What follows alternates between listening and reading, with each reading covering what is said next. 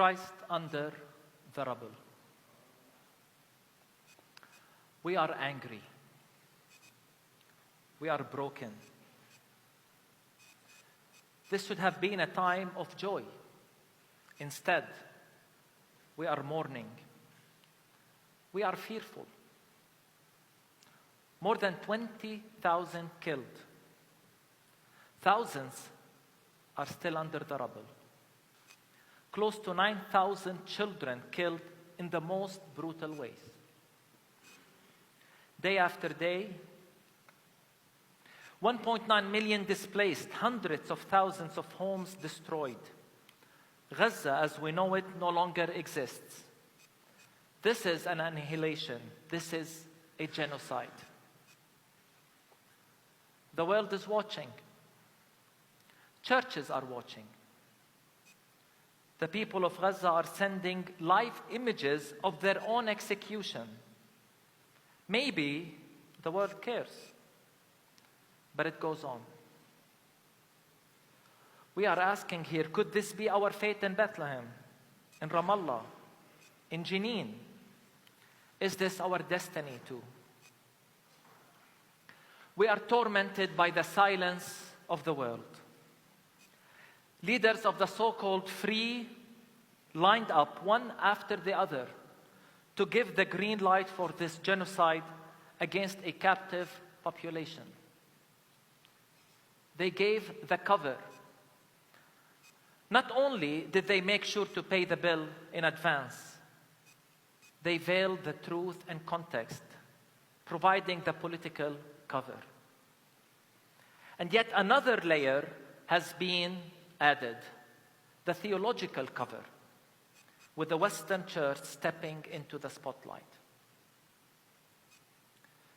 Our dear friends in South Africa taught us the concept of the state theology, defined as theology, the theological justification of the status quo with its racism, capitalism, and totalitarianism. It does so by misusing theological concepts and biblical texts for its own political purposes. Here in Palestine, the Bible is weaponized against us. Our very own sacred text. In our terminology in Palestine, we speak of the empire. Here we confront the theology of empire, a disguise for superiority, supremacy, chosenness, and entitlement. It is sometimes given a nice cover using words like mission and evangelism, fulfillment of prophecy, and spreading freedom and liberty. The theology of the empire becomes a powerful tool to mask oppression under the cloak of divine sanction. It speaks of land without people. It divides people into us and them. It dehumanizes and demonizes the concept of land without people again, even though they knew too well that the land had people, and not just any people, a very special people. Theology of the empire calls for emptying Gaza, just like it called for the ethnic cleansing in 1948, a miracle or a divine miracle as they called it. It calls for us Palestinians now to go to Egypt, maybe Jordan. Why not just the sea? I think of the words of the disciples to Jesus when he was about to enter Samaria. Lord, do you want us to command fire to come down from heaven and consume them? They said of the Samaritans. This is the theology of the empire.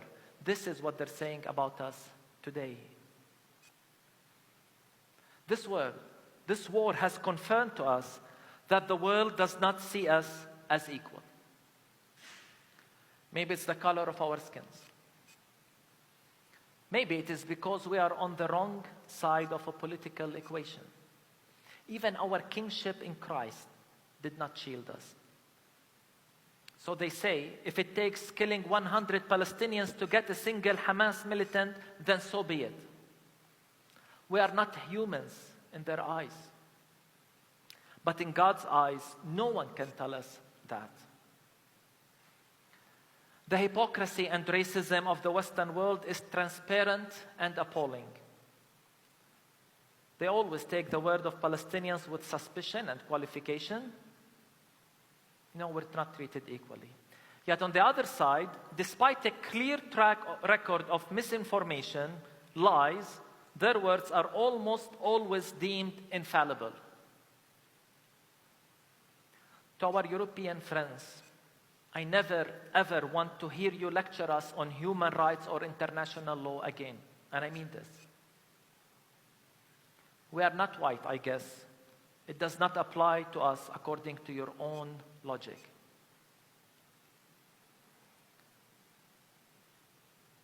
In this war, the many Christians in the Western world made sure the empire has the theology needed. It is thus self-defense, we were told.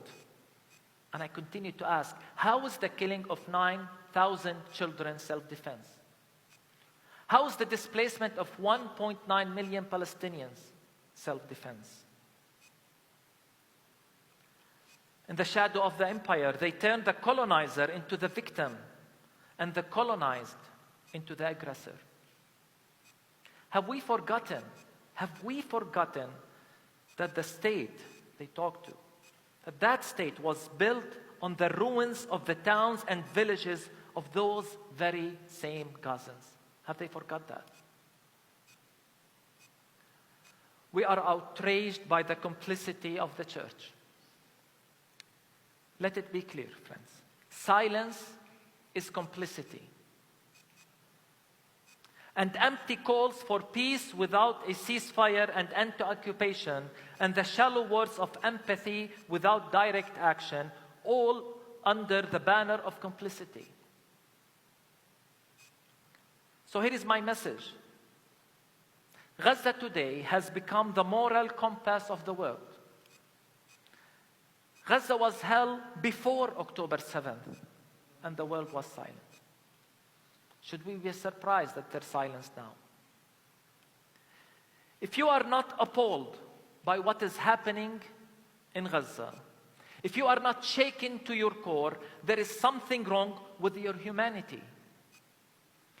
And if we as Christians are not outraged by the genocide, by the weaponization of the Bible to justify it, there is something wrong with our Christian witness, and we are compromising the credibility of our gospel message.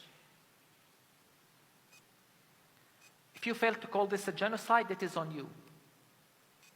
It is a sin and a darkness you willingly embrace.